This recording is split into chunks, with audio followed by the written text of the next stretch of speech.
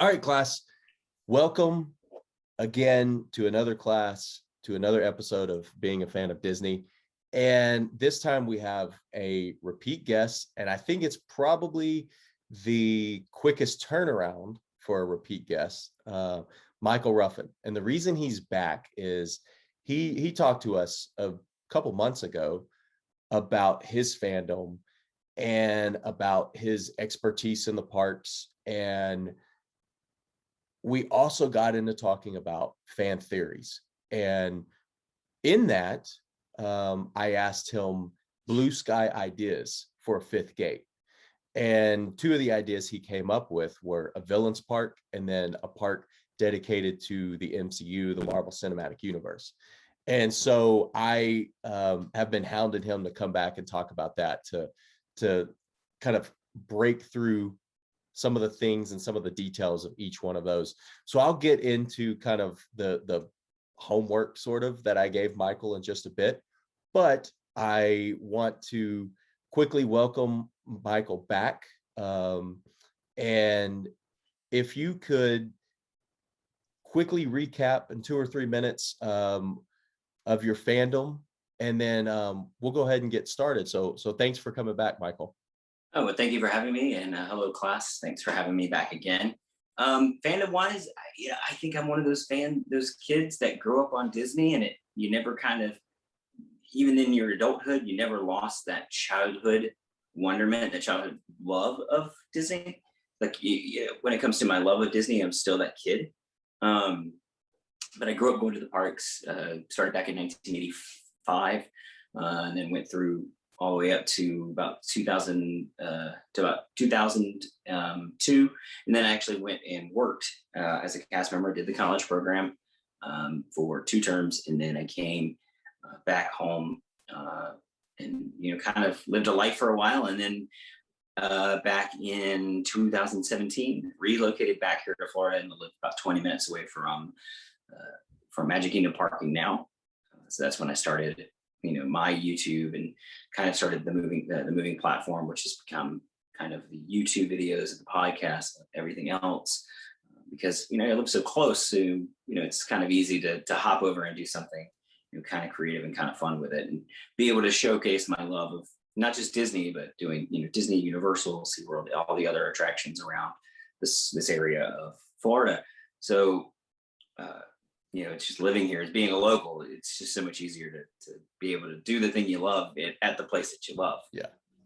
Yeah. And the moving platform we talked about is such a cool idea, and how it involves different platforms, from the videos, and you have the podcast, and you have the Instagram, what you do on social with it.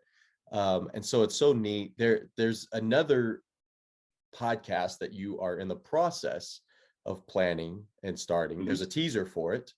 There is. And so I thought we would talk about that a little bit as well before we get into the fifth gate. Just Another Movie Podcast. Can you tell us what that is? It's Just Another Movie Podcast. Because I needed a name for it. I had an idea. The idea started with the fact that I'm a big movie guy. Now that the world is kind of coming back, we do have the theater experience again, but all through COVID, we saw things like HBO Max and Disney Plus do these things where, Disney Plus, it was premium access. It started with Mulan, then it went into Raya and the Last Dragon. Now, most recently with Cruella, they're going to do it with Jungle Cruise. And coming up in July.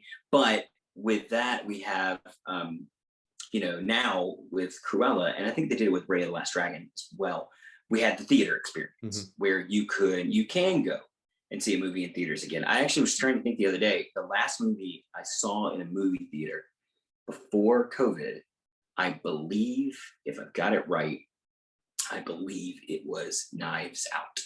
Okay. The Daniel Craig, kind of murder mystery whodunit movie. Fantastic movie, by the way. I think that was the last movie I saw in theaters that wasn't a drive-in. Because our local drive-in started doing stuff, and we went and saw Psycho and Rocky Horror Picture Show and all these classic movies on drive-ins. So that, but I was like, the last movie theater I think I went to was Knives Out. But you saw things like HBO Max and Disney Plus doing this at home movie theater experience where it's like, oh, we can't go to the movie theaters, but you can pay either a premium fee on Disney Plus or with HBO Max. You just have to be a subscriber, but you only get 30 days to watch it on HBO Max. It only does that for the first 30 days and then it leaves, with the hope that it'll come back.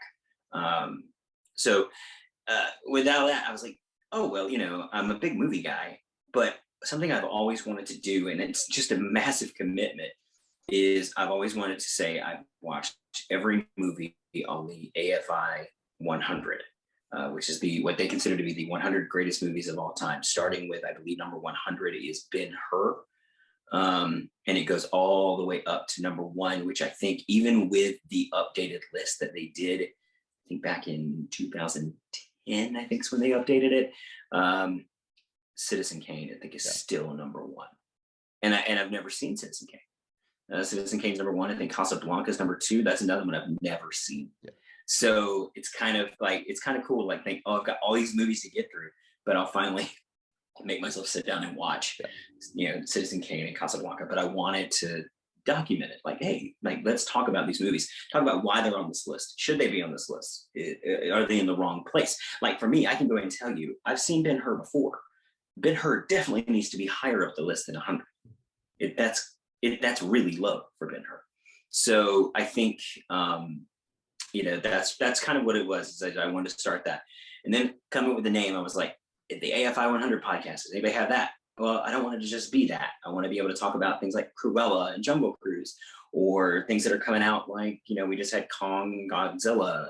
I want to be able to talk about other movies other than the AFI 100. Yeah. So I was like, okay, we have to throw that out. And then I was like, this is just another movie podcast. And I was like, nobody has that. So just another movie podcast was born, and it has the most basic logo. Like, it's just a black screen, white lettering, just another movie podcast. Yeah. That's it. No fancy artwork, no fancy graphics, no fancy fonts, nothing. Like, it's just another movie podcast. That's it. And that's all it is. It's just another movie podcast. Well, like I said, you do have a teaser trailer out. There's like a little minute. Yep. So you can go ahead and subscribe, but I can promise you, I'm going to get the first episode out in the next 2 weeks.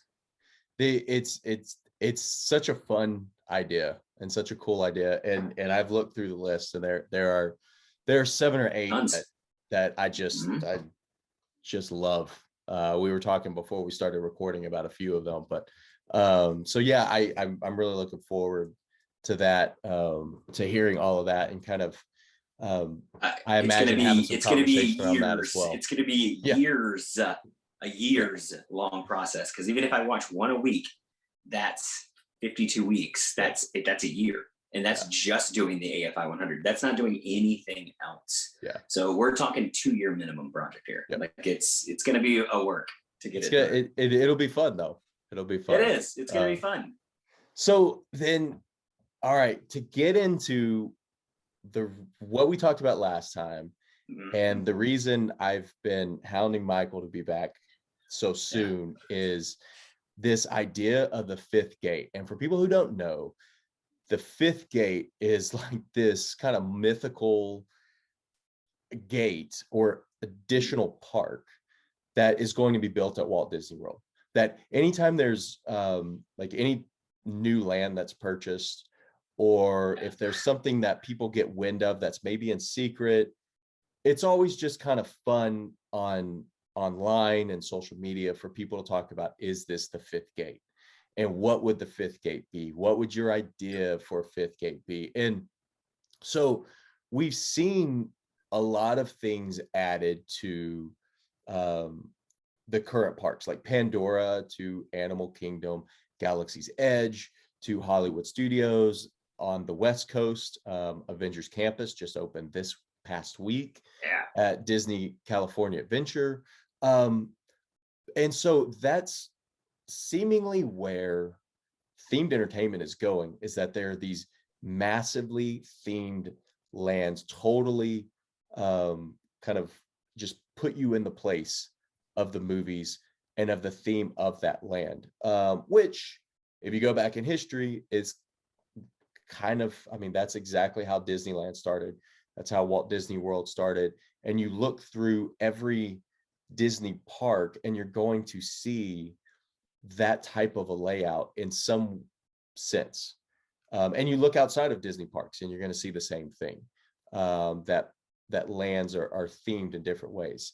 But this idea of a fifth gate is just one that's so much fun to talk about. So when Michael said a villain's park, a Disney villains park, and then a park dedicated to the MCU, I messaged him back and I said, hey, here's something fun. Let me know if you want to do this. And I gave him kind of the task of, for each park, for the villains park and the MCU park, to try to come up with 5 lands for each park. And then in those lands, or in the park inclusive, come up with 10 attractions. And those could be rides, ride-throughs, or shows, dark rides, roller coasters, whatever. And then 7 restaurants. And that could be sit-down reservation restaurants, quick service. They could be food carts. And I asked him to do that for both parks. And so he has a few things lined out or lined up. And so we'll get into that. And I first quickly will make a quick note. Michael has done all of the background research on this. I have the fun part where I get to jump in and kind of maybe bounce an idea off here and there, and hear these fun ideas. So we'll go ahead and start with the villains part, since that's the background that I'm using for people who are watching. So go ahead and, Michael, get started with the villains part, and tell us kind of your overall concept, and we'll get into it from there. All right. So when it came to the villains park, I had a lot harder time than I thought I would, because while there's a lot there, it requires you to really think outside of the box. You really have to get creative with what you're doing. But I knew from the start that I wanted it to be designed very much like Magic Kingdom, because I wanted it to be this dark kingdom kind of idea. So I wanted it to feel familiar, like I've been here before, but this is the upside down of it. And really that's kind of it's the upside down of the Magic Kingdom, because that's what it would be if it's a villains park. So as you enter your villains park, as you remember in Magic Kingdom, you have the brightness of Main Street. You've got the Emporium, the Magic Shop, and all this stuff. And it's this turn of the century America leading you down to this fantastical castle, whether you be in California or Florida. Here, you go through your gates, and then you go into, the idea with the gates is I wanted to do almost like if you've ever been to a Renaissance festival, where you have like that kind of castle-esque, like Renaissance era entry, and you've got the people, and it's joyful, and there's nice joyful music and everything like that, and then you head down like you're going into the park. And I wanted this long dark trail that led into a dark forest. That was like, okay, well, to get where you're going, you have to go through this dark forest. And as you're going through this dark forest, it doesn't seem like there's anything. It's just getting darker, darker, darker. That fear and anxiety is kind of building, because you don't know exactly where you are. You feel lost. You're walking straight, and you're going to get to a destination, but what lurks is kind of, you've got these weird sounds, and possibly even, like if you remember going back to the old Snow White, when she first escapes, from the evil queen, she's making her way to the dwarf's cottage, things like, the fireflies look like eyes, or going to like the Legend of Sleepy Hollow, where the, I can't remember what they're called. They have the hard tips, and with the wind, it sounded like a horse galloping. Yeah. So Ichabod thought it was a horse galloping, and it's not. And so it's like that kind of sensory, like you don't know where you are, Yeah. things don't appear the way they are, things don't sound like what they are. Um, and then you come out of that forest, and in the back, in front of you now, is Maleficent's castle. It's this rundown, not probably was grand at some point, but now it's covered in moss and vine, and the brick is all broken and cracked. There's probably holes in it in places. It definitely not a palace. Yeah. It's a dark palace. It's something evil lurks there. And that, it would be your central hub. So now you've come into this castle, and you're still, in this whole forest area where it's, you really can't see around you. And there's signs that, will point you to where you're going. But with this one, I didn't really divide it into lands. I thought more of when it came to that, the idea I had was that how with Epcot, as you make your way through out of Future World down towards the water, you can see America, across the water. Well, now you can see the harmonious barges across the water, but you can see America. These things are ugly. So you think, across the water, and then you kind of go left or right, and you kind of, just do this big circle around. And that's kind of how I planned it out. And then I've just kind of, dropped things here and there that definitely could be built off of. Like I didn't put a ride inside of Maleficent's castle. What I do want to put inside of Maleficent's castle is, if you're not familiar with it, Tokyo Disney used to have this castle walkthrough. Yeah. I don't know if you've ever seen this. Class, if you've never heard of this, I can't remember the name of it. I wish I could. Should have written it down. It's not there anymore.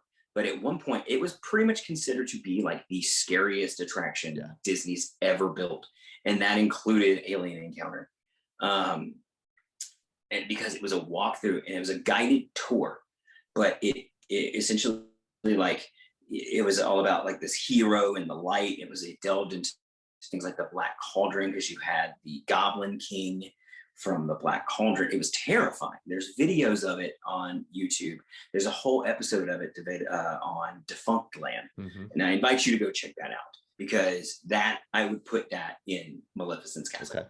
That's what I would put in there. Except that probably I would change the Goblin King out for Maleficent. Well, and it had a sleeping dragon in the. Did it? Mm-hmm. Yeah, it had a sleeping dragon in the kind of underneath. Paris has the dragon underground in there. So Paris has the dragon. But it was like this whole layer, and like it was almost like you didn't know if you were going to get out or not. And of course, if you've ever heard any audio attraction or any audio from any attraction in Japan, they just sound scarier. Just the language alone. So now you've got these animatronics, in the native language, and you don't know what they're saying unless you speak it. So it makes it even more, a little bit more terrifying. So probably not as much when it's in English, but still, like, you get the right actors in there. And this thing, because that's another thing, is I would do it with actors, not animatronics. Yeah.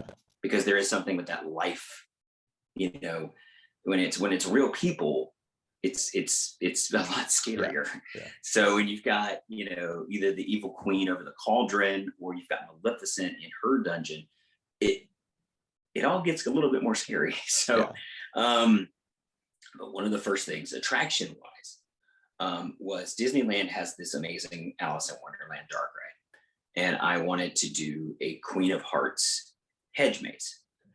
So you go into a hedge maze, and think, if you are a Harry Potter fan, think the hedge maze at the end of Goblet of Fire, where it's these hedges that are way taller than you. You can't see anything except in front of you or left and right when you come to, forks or intersections.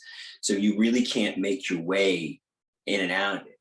But in there is all these decorations. And in there, if you've ever watched Legends of the Forbidden Temple, whenever at the end, whenever the kids would go do the actual Forbidden Temple, they had the guards, and you had to have your omelet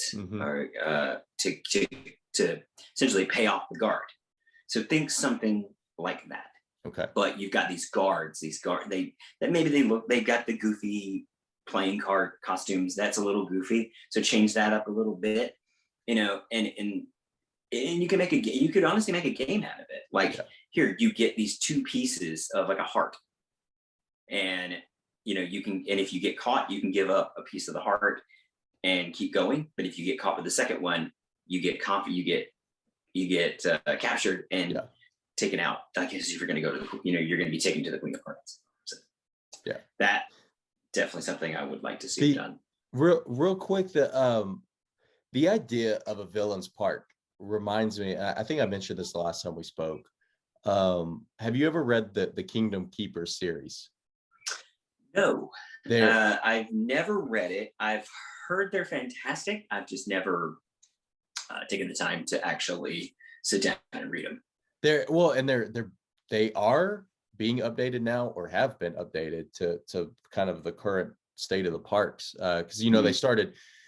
I think the first book was published in 2005. So like they have updated to the parks currently, but it's kind of this idea that the villains are trying to take over the parks, and so it's almost what it gives me that feeling when you're describing these type of things, and you're describing kind of because in the book, you have the Magic Kingdom and you have the other parks and how much fun they are during the day, but then at night when the villains kind of let loose. And I know, this is also something that they do in at least the castle parks around the world, that they'll have villains after hours and everything.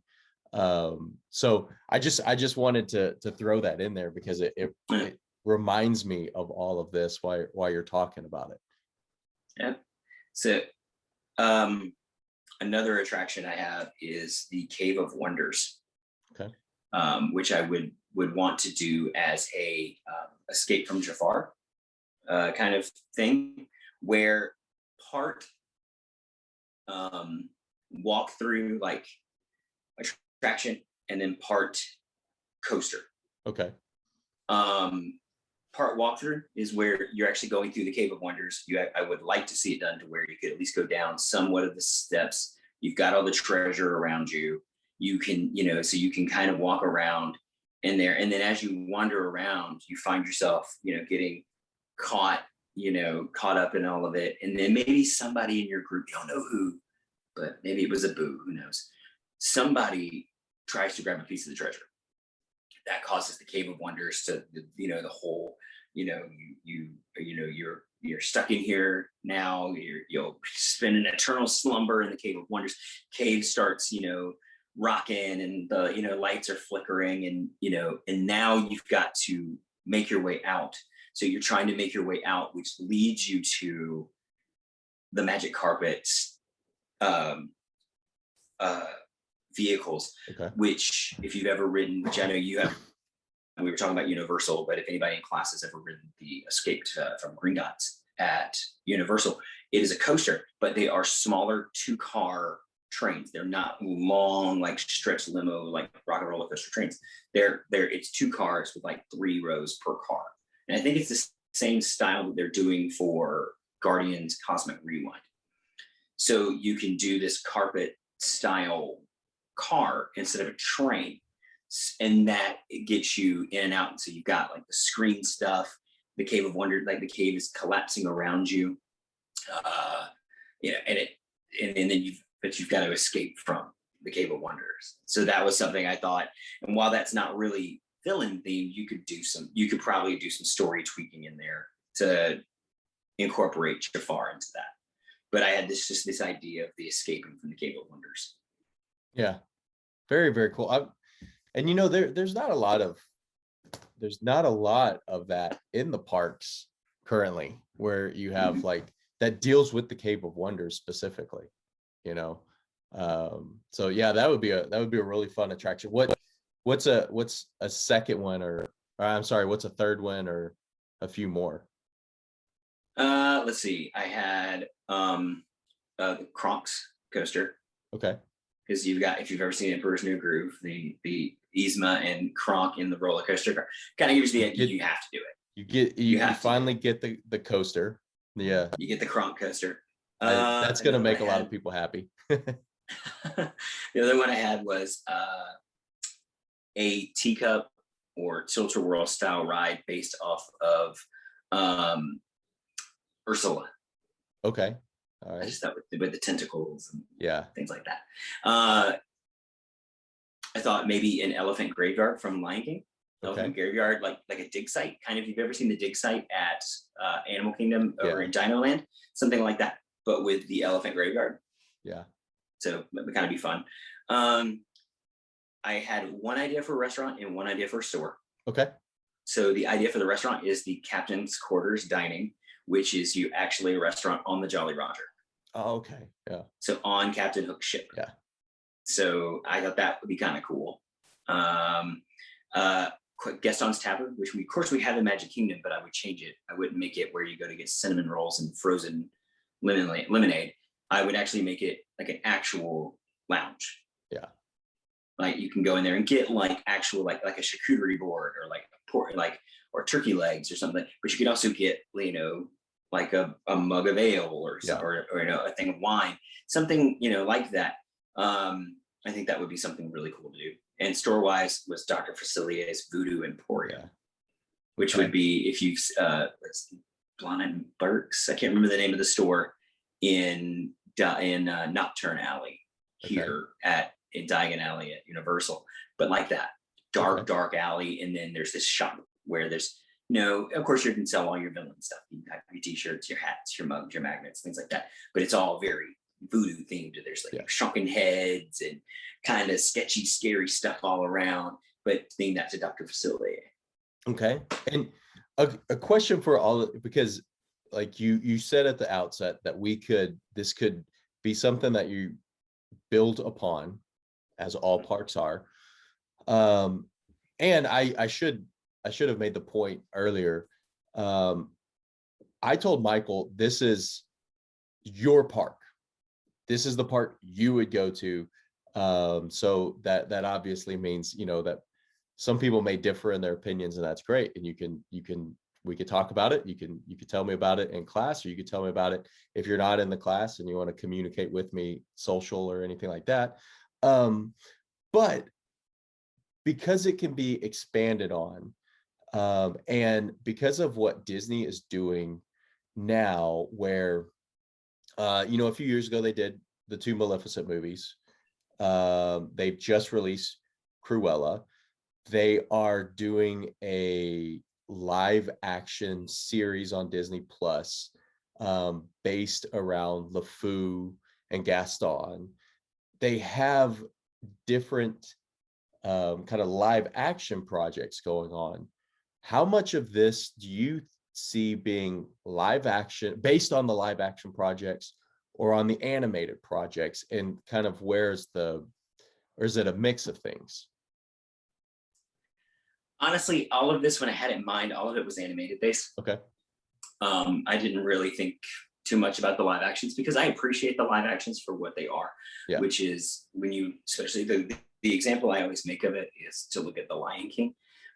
Lions and meerkats and pigs don't talk.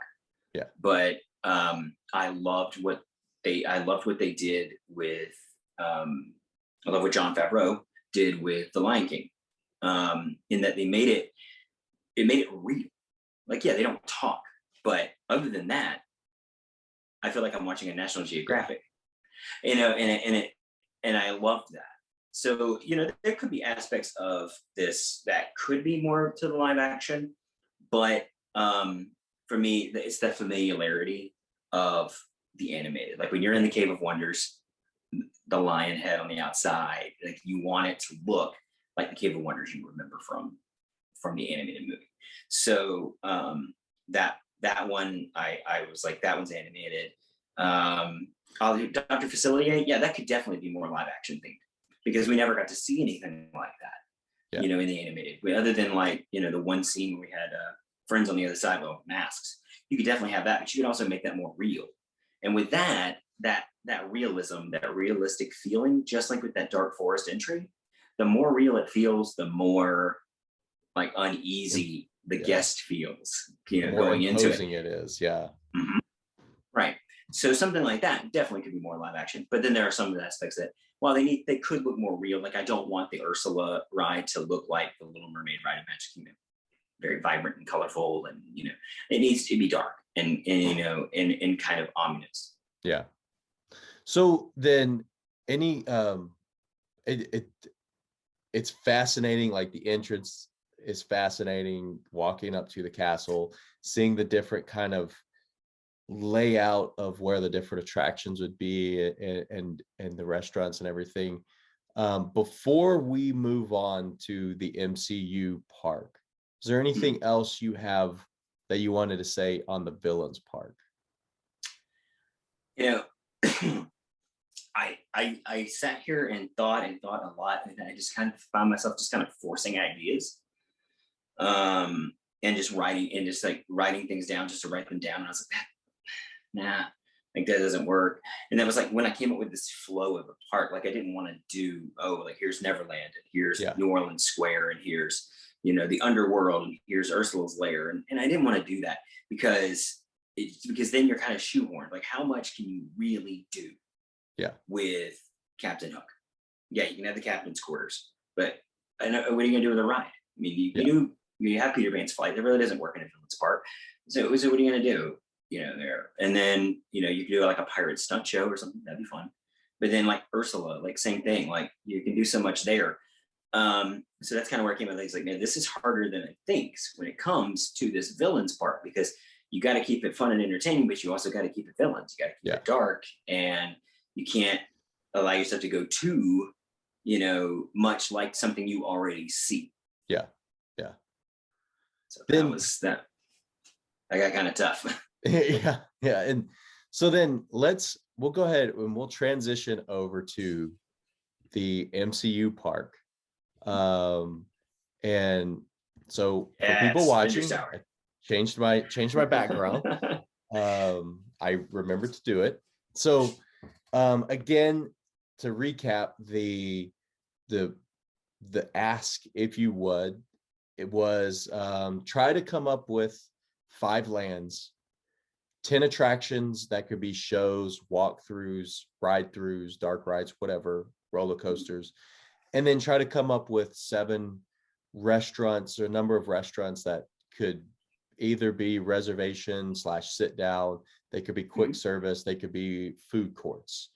And one thing before we get started on this is to touch on, there are Avengers Campus just opened this last week in California Adventure, and the plan is there are going to be Avengers campuses in parks around the world that are going to be a little bit different, so that people visiting parks around the world would see something a little different.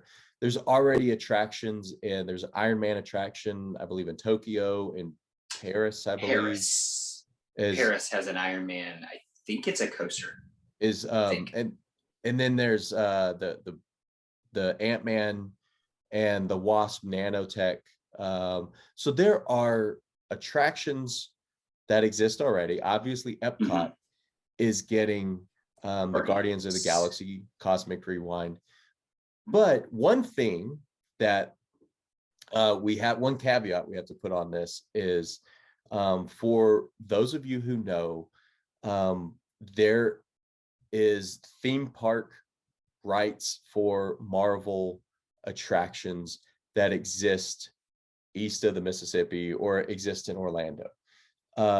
When Marvel was trying to distribute more of their projects and make more movies, make more television series and theme park attractions, they made deals with Comcast Universal, to be able to build attractions at Universal parks, which is why now if you go to Florida and you want to see Captain America and Spiderman and Hulk, you actually go to Islands of Adventure over at Universal Studios. If you want to see the Avengers on the West Coast, you go to California Adventure. So the caveat is that's all been worked out, that there's no limit to what can be used in the characters and franchises that can be used in the Florida parks anymore. Whereas now, we have Guardians of the Galaxy can be used because they weren't a part of that original agreement. But now the caveat for this is that agreement's been worked out. So it's all open game that can be used. So with that, go ahead and tell us about your MCU park.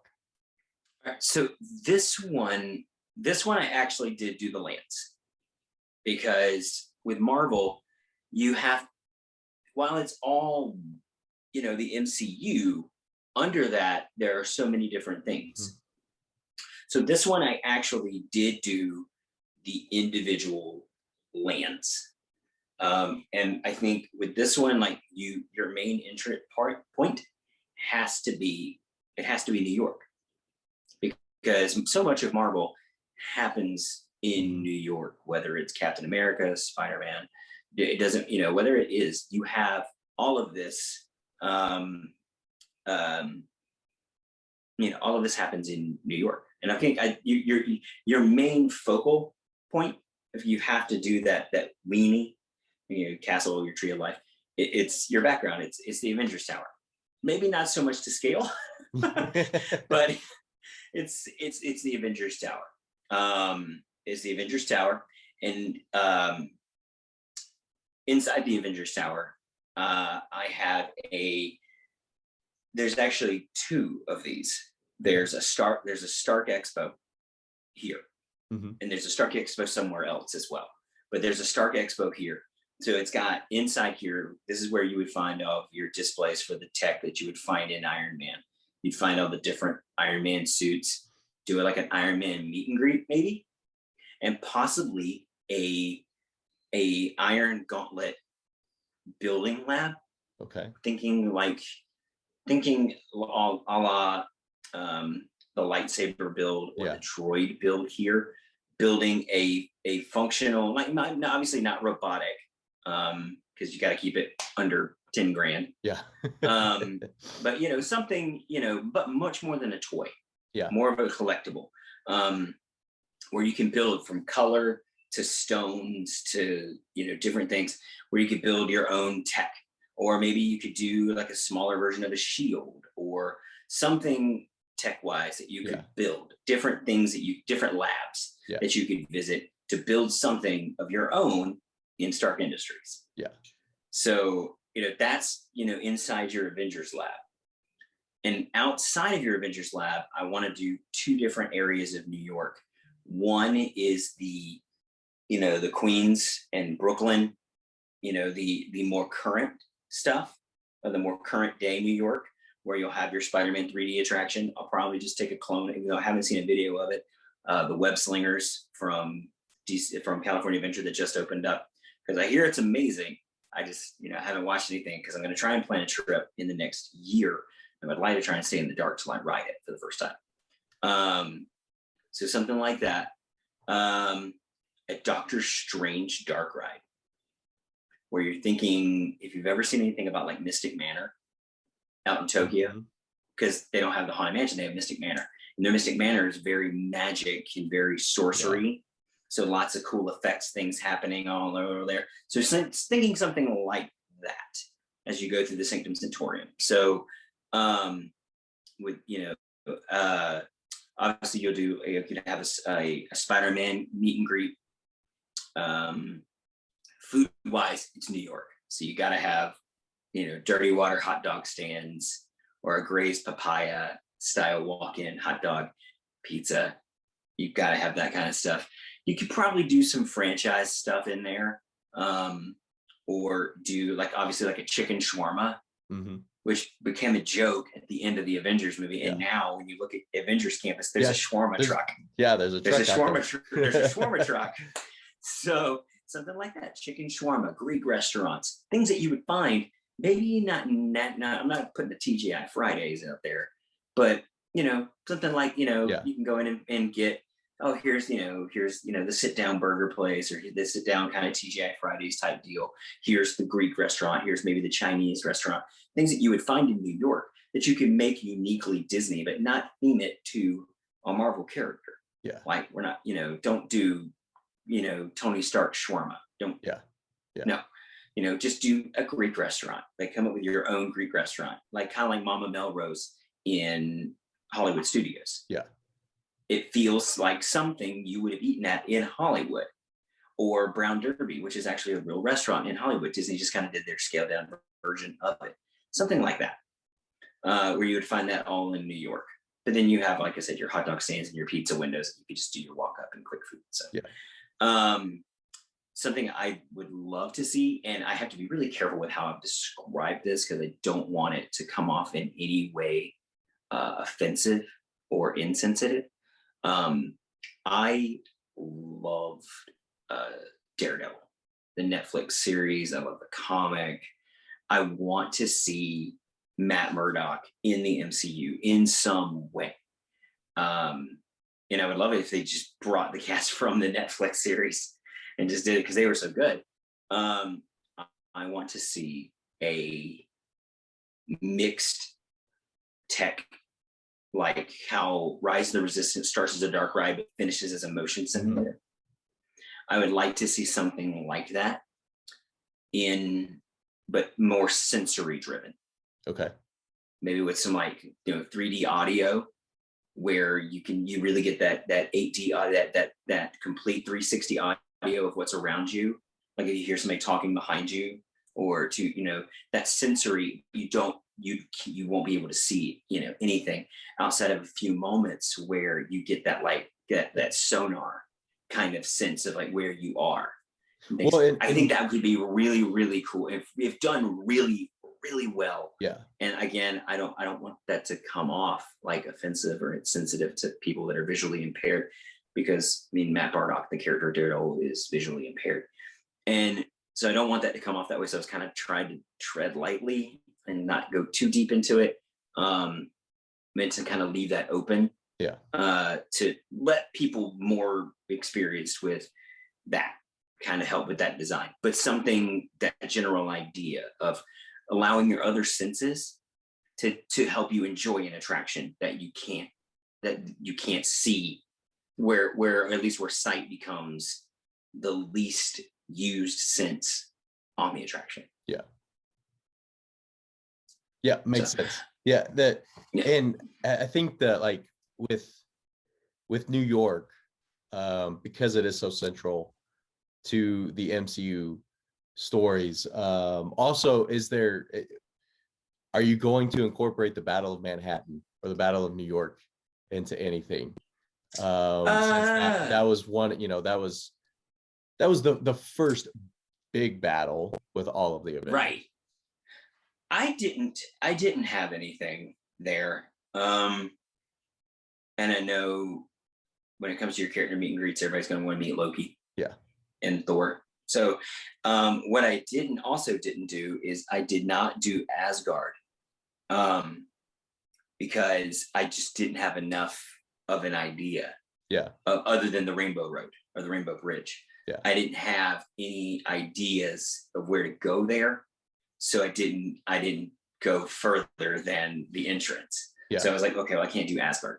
So in there, you probably could do something with the Battle of Manhattan, and somehow find a way to get things like Thor and Loki involved there, or the Hulk. Another thing was, I didn't want to take the Hulk from Universal and move it because it's such an amazing coaster.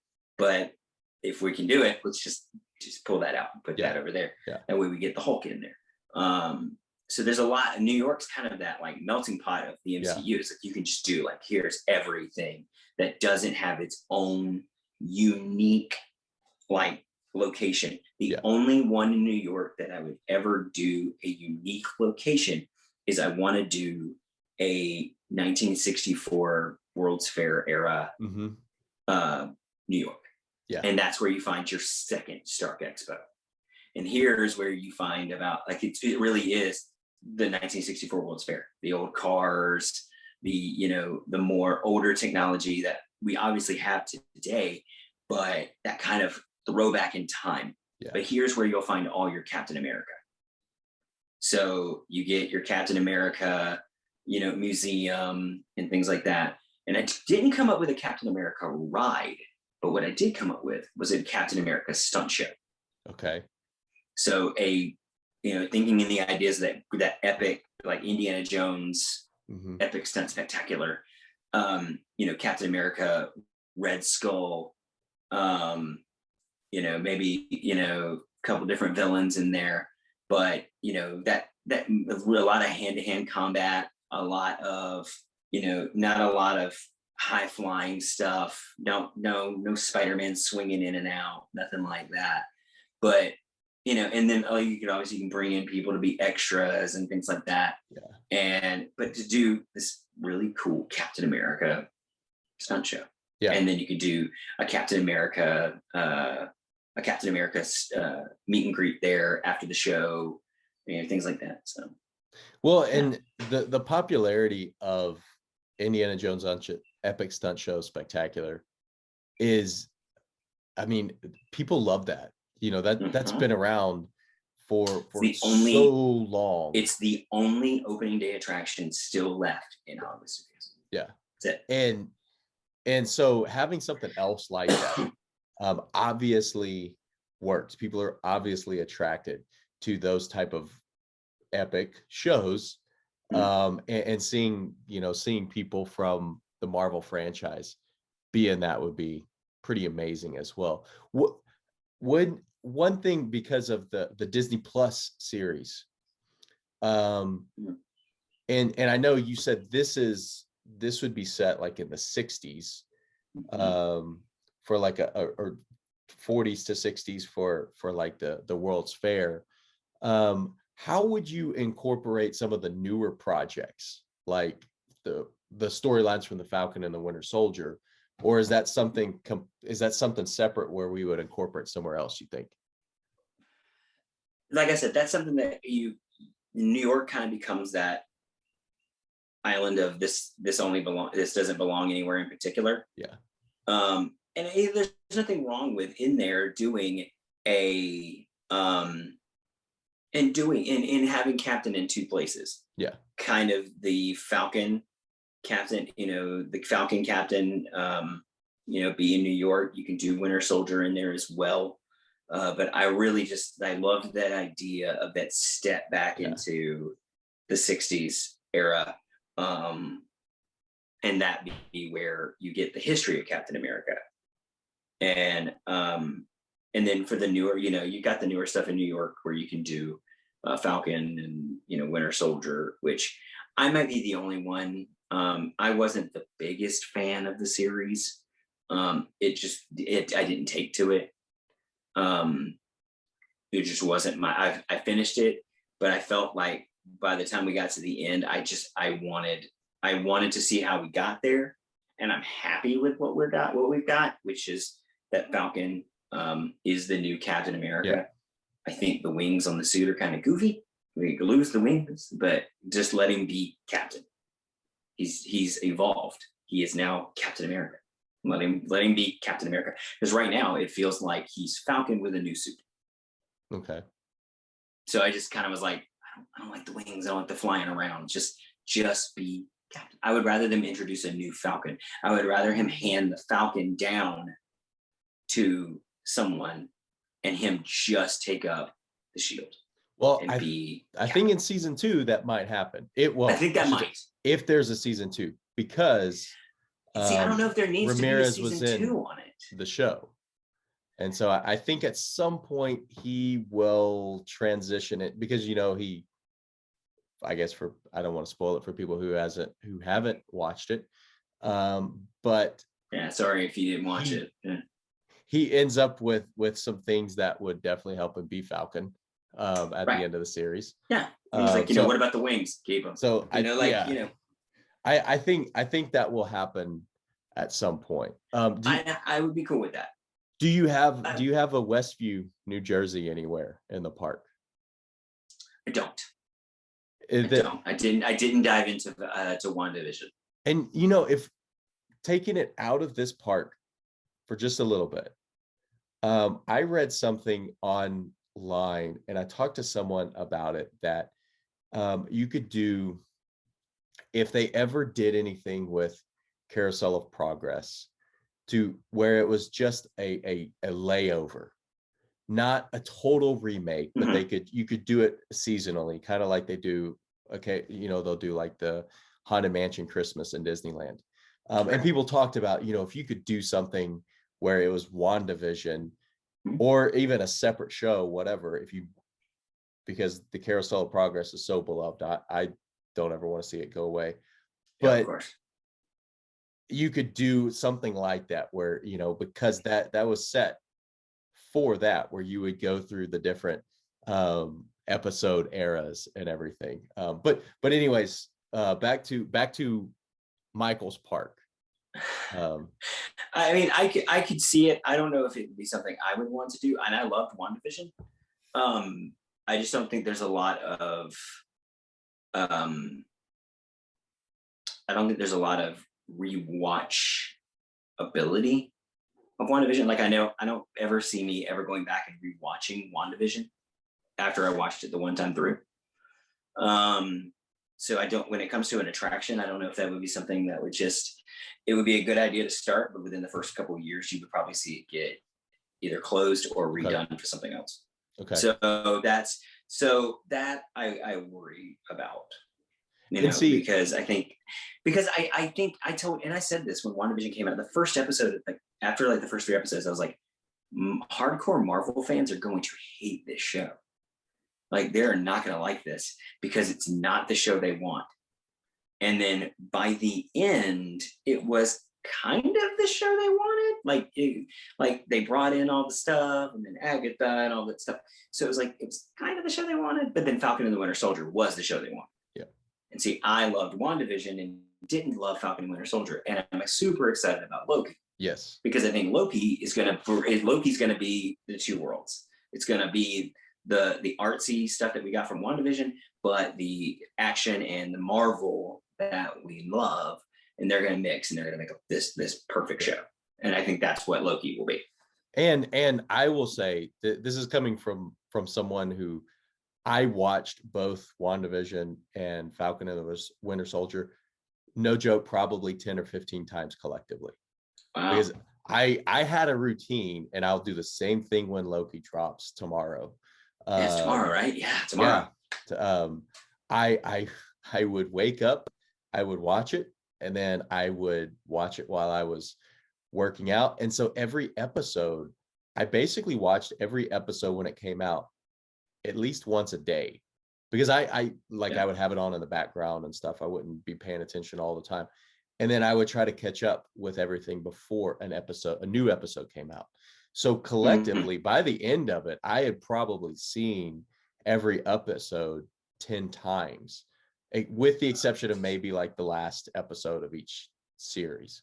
And so that's coming from someone like me. That's why, like, I asked about Westview and everything, because Yeah. of the way that I consumed it, which I know is not the way probably most people consumed it. Yeah. Yeah. I think I'm probably in a pretty small group that watched them as I that much. watched I watched WandaVision each episode twice Yeah. because I'd watch it and then I'd watch it again. When Lindsay could watch it, I'd watch it again. So I think it's because like I think there was just so many questions. Like I Yeah. needed to watch it one time to kind of understand it, and then watch it the second time to answer my own questions. Yeah. So that one I did. And Loki, I have fun. I probably have to do the same thing with Loki. Yeah. Because there's just so much they could do there. I'm excited because it looks like there's going to be an episode of Loki where he steps into at least to the story and timeline of DB Cooper. Yeah. So Yeah. super excited about that. So next up though, I think the one that everybody wants to see, and I think everybody wants to see this one, at least here, they want to see it go in at Epcot around the refreshment port, and that is Wakanda. Okay. This is probably of the lands, this would be the most detailed, thinking something like Pandora, that mythical floating mountains, Yeah. really kind of African style, this beautiful wonderland, beautiful land, with waterfalls and rivers and everything, in this huge, just like scope, just massive land. Ride wise, obviously it's key attraction. I have the Vibranium mine coaster. which is a coaster through the Vibranium mines, and then bring in the aspect. You remember back when Kilimanjaro Safaris first opened, and the first, like, I'd say 10 to 15 years it was open, you actually had the whole thing with the poachers. Yeah. Like, you got the call, like, oh, we got poachers, and you had to go after the poachers. That, like, with mercenaries and poachers, like, trying to mine vibranium and smuggle it out of Wakanda. Yeah. So now Black Panther has to come in and save, and run off the poachers and the mercenaries and kind of save Wakanda and the vibranium. Yeah. So that idea put into a coaster style technology ride.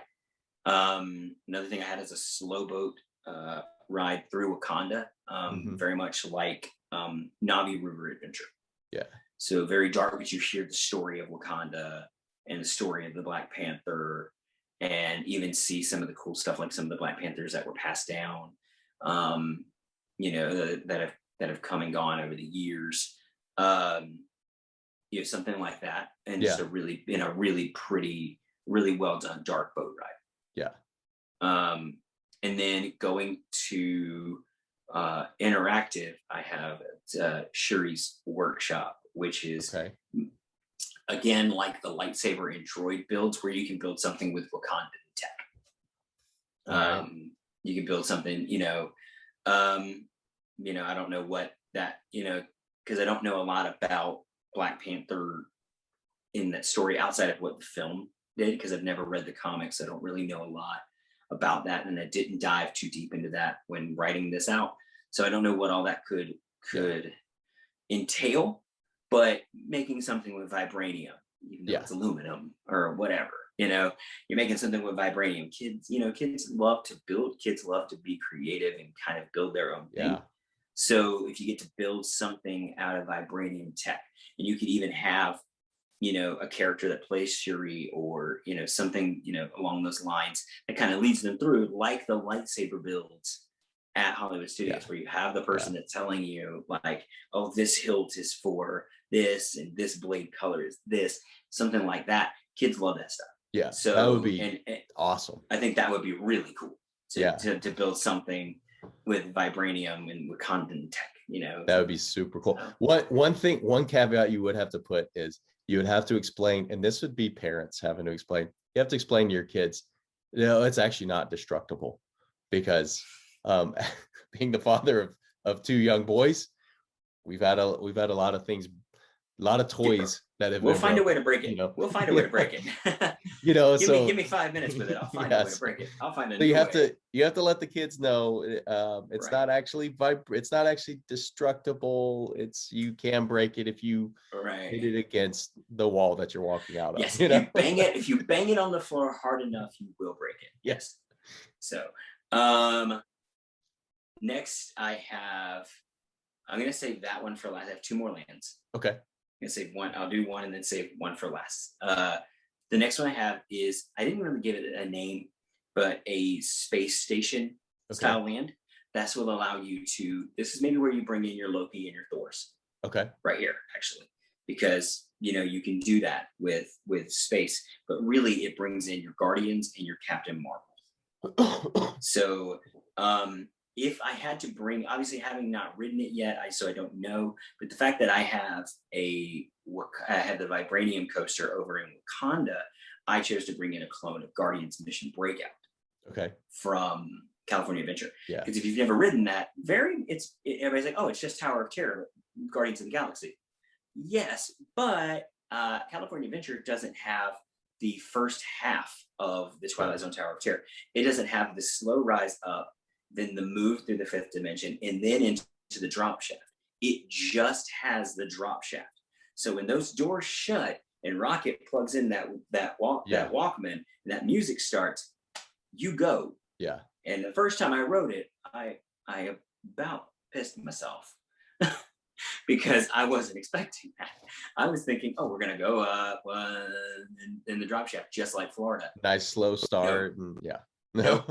Nope. So I wasn't holding on. I wasn't ready. Oh man, it got me the first time, and now I love it. So now, anytime I tell people, I'm like, yeah, it's just like Tower of Terror. I don't tell them anything. And then they're like, it wasn't like Tower of Terror. Yeah, I know. Like, wasn't anything like it. So you get your Anything that has an audio animatronic of Rocket is pretty awesome.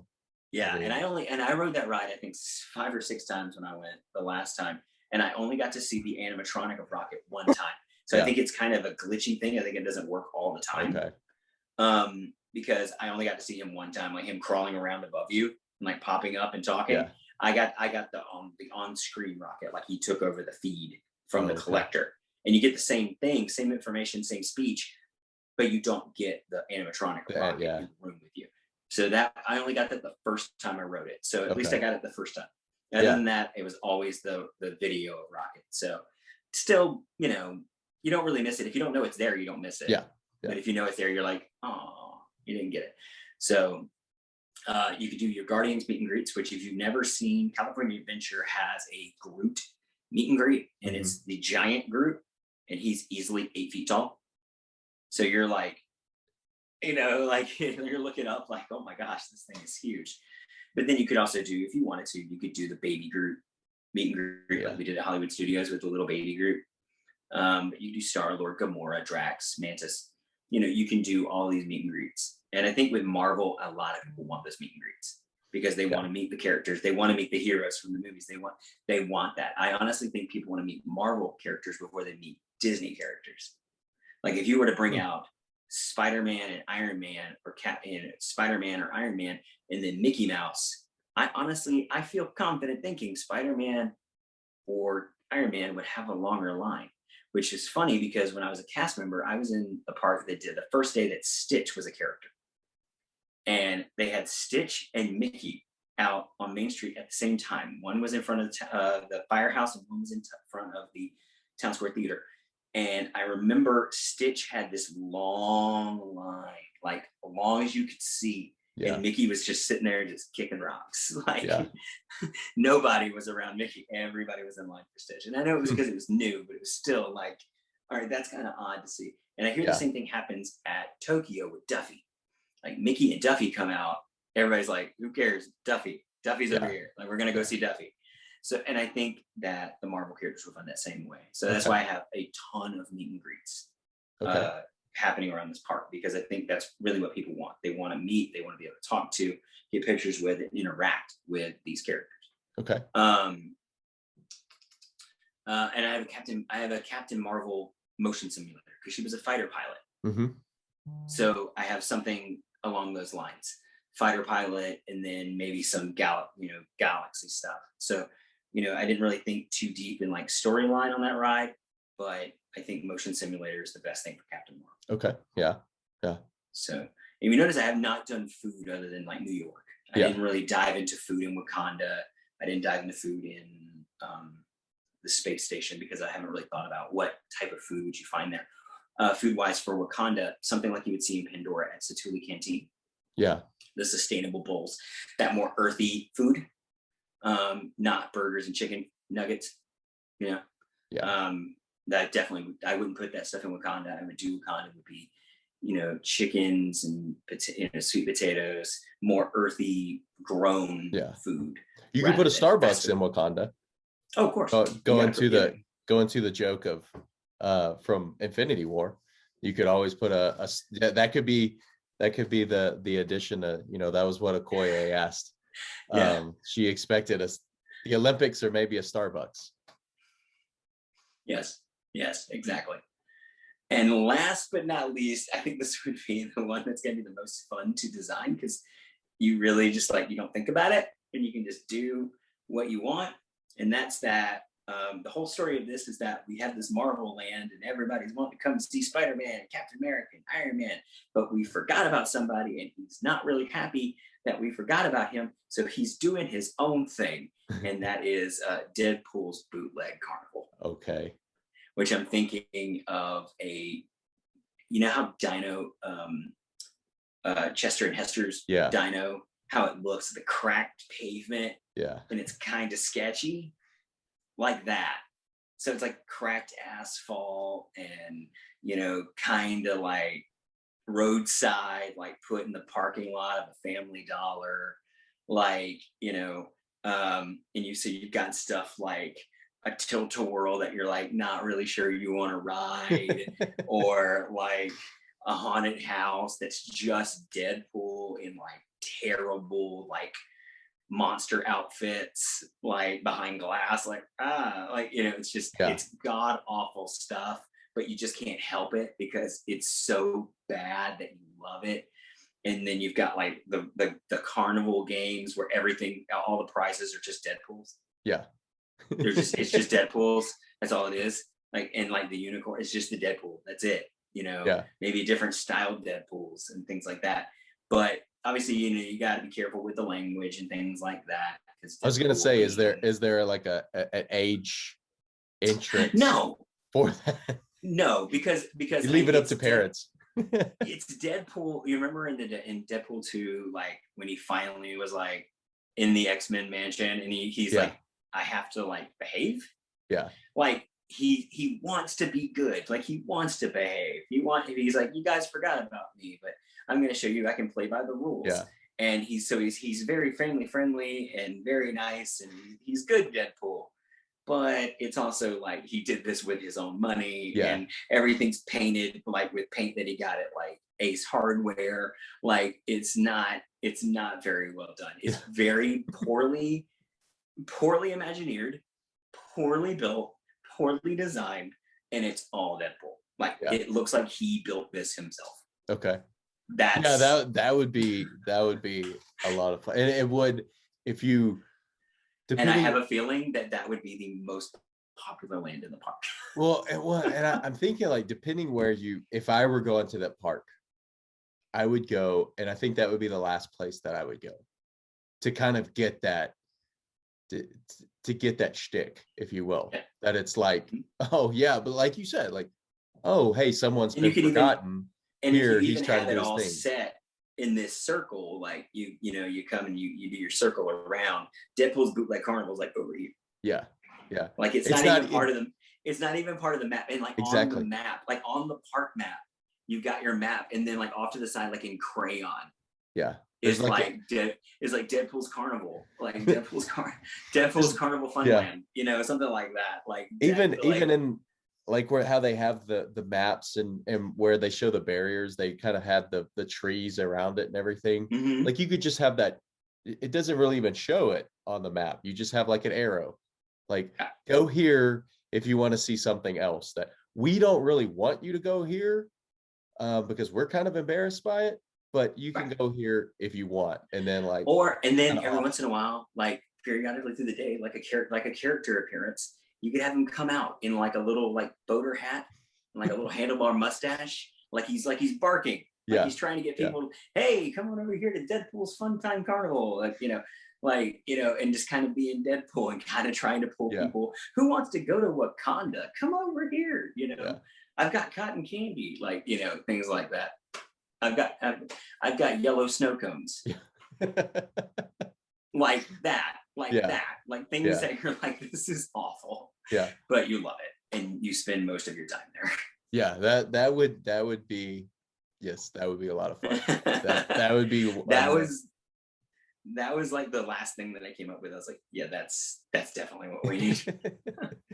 So that's it. So anything else with the MCU park?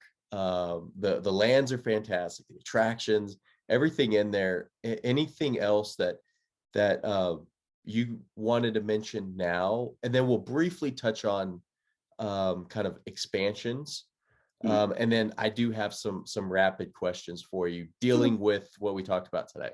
But anything about the MCU park first? I think, like you said, I had way more on the Marvel park than I did on the villain park.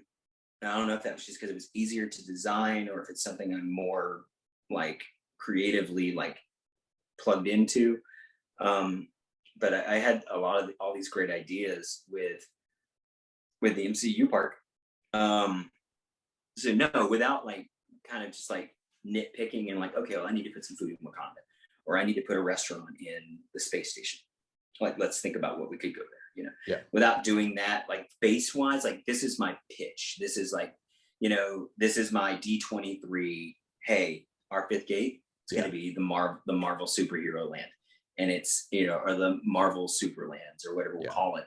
And here's what you're going to get. You'll be able to step into Wakanda and stop poachers on a Vibranium mine train coaster. You'll be able to, you know, visit the Guardians of the Galaxy aboard a real spaceport, or, you know, you'll be able to step back in time and visit Captain America in 1960s Brooklyn. And you'll even be able to, if you dare, go visit Deadpool, who couldn't help himself but get involved. He's trying to be good. We didn't want him, and they told him he couldn't be a part of it, but he built his own, you know, parking lot carnival anyways, like things like that, without giving out everything you're going to see, kind of giving that, here's what you'll see. Yeah. So bullet point, I think I got everything I wanted. Yeah. It's awesome. It's awesome ideas. And so as far as expansions, and this really deals with both parts, as new projects are developed and kind of catch the attention of fans, there are some pretty easy expansion points you could have with both of these parks, I would think. And especially because there's so much content coming out with the MCU parks, it seems like there could be a lot of expansion on there, whether they are character meet and greets or their rides or something else like that. One thing I'm thinking of, like with the Villains Park, is you have character meet and greets with the main characters of the live action Cruella.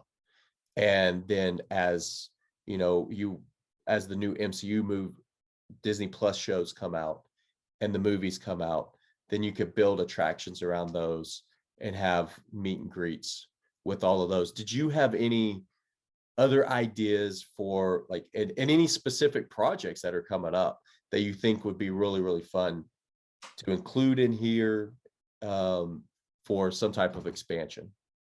Without thinking too deep about it, obviously, you know, once the time comes that we get the X-Men, which I think that's going to happen,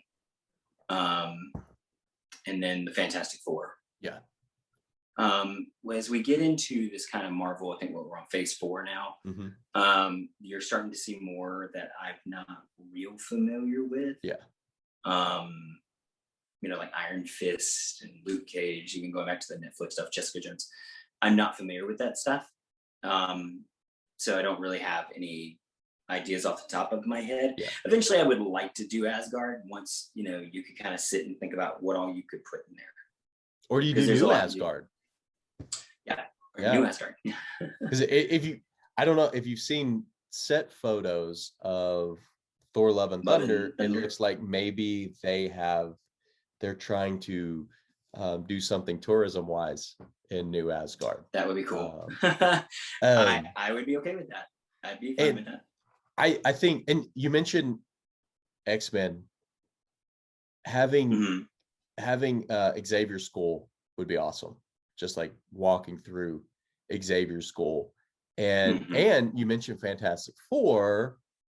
This behind me possibly at some point could be rebranded, because there are rumors that because of Spider-Man Homecoming, with the Avengers leaving and going to their new campus in upstate New York, was that purchased, and is that the new Baxter building? So you could definitely incorporate some of that. And it seems so fun that you could have almost like these build your own adventures as well, that like we're sort of talking about here today, with what people think is going to happen with the future of the movies and future projects, and how things are going to be incorporated here and there. Like you could almost create sort of in the style or theme of what MGM Studios was when it first started, where you could go and you could see things actually being created, and you could see the ideas being put down on paper. Here, you could go and you could kind of, as a fan yourself, you could sort of build your own stories. And then that just makes it that much more fun when you see, hey, here's how I think the X-Men are going to be incorporated.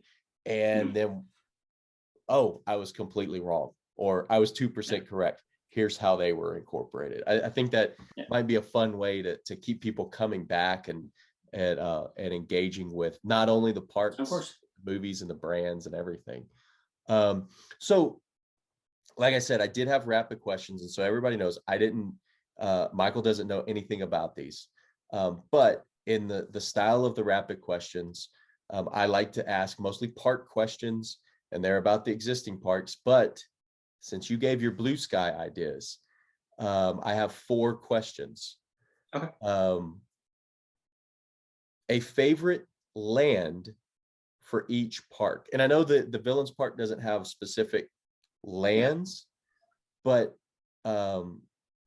like, so for that one, you could kind of say like a favorite sort of theming area where something would be located. So favorite land or area for both parks. For the Villain Park, it would probably be the Captain's Quarter restaurant, because I think you can do a lot of fun stuff there, a lot of the theming and the menu. I think that would be really, really cool to do. Captain's Quarters restaurant. And then with the Marvel Park, I know I'd spend all day in the Deadpool area. Okay. I would. Deadpool or the flashback 64 Brooklyn. Okay. All right. And then for each park, favorite attraction. The Villains Park, probably the Cave of Wonders. Okay. Escape. I think because I have so many ideas. I could probably just sit and really map that whole attraction out if I wanted. I think I would end up loving that. For the Marvel Park,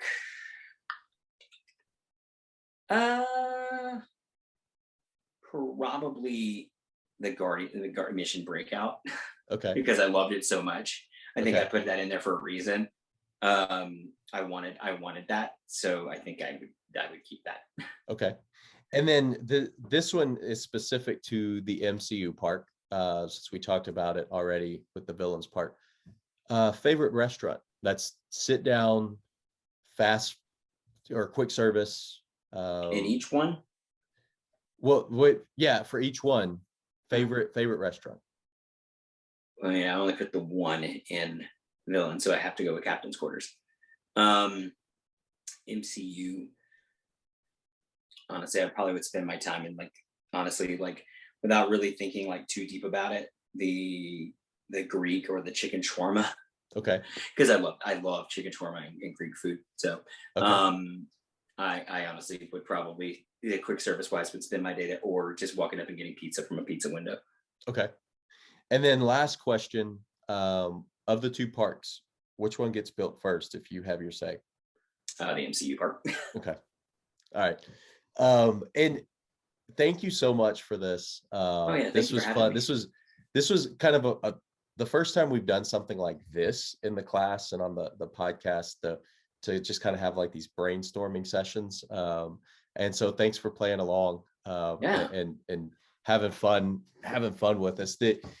Again, if people want to follow you, social media or anything, what's the best way for them to do that? The YouTube is youtube.com/the movie platform. You can also find it on Apple and Spotify podcast for podcast, or Google Podcast as well. The Instagram is @the movie platform.